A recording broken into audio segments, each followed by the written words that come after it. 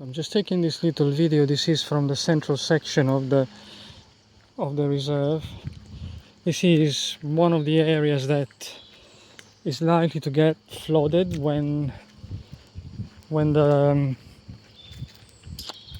water levels rise, especially from the river.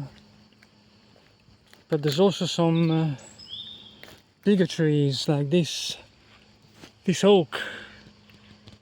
So in this central section, this is a Quercus robur, so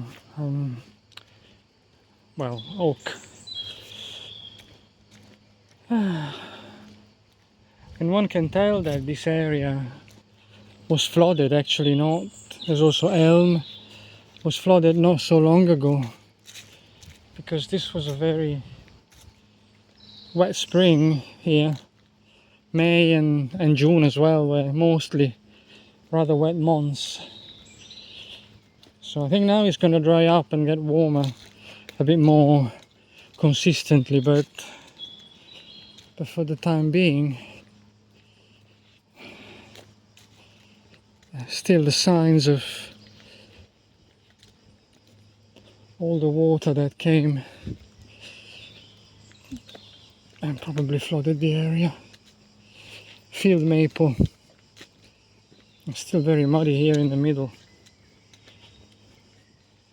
And people of course come with the bicycles which make all these grooves.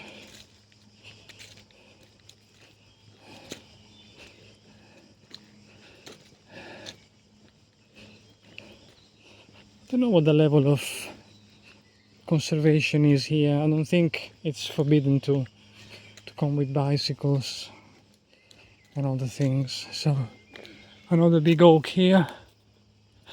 Actually, I have to say I really like the low-lying sort of flat woodlands. Big oak,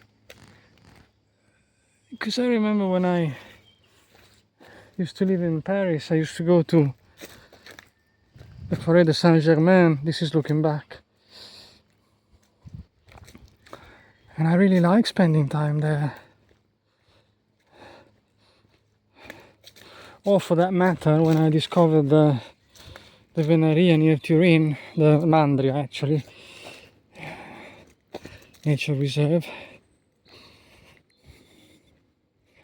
I think here I'm getting at the junction with the main path. Yes, I am. So one last look backward.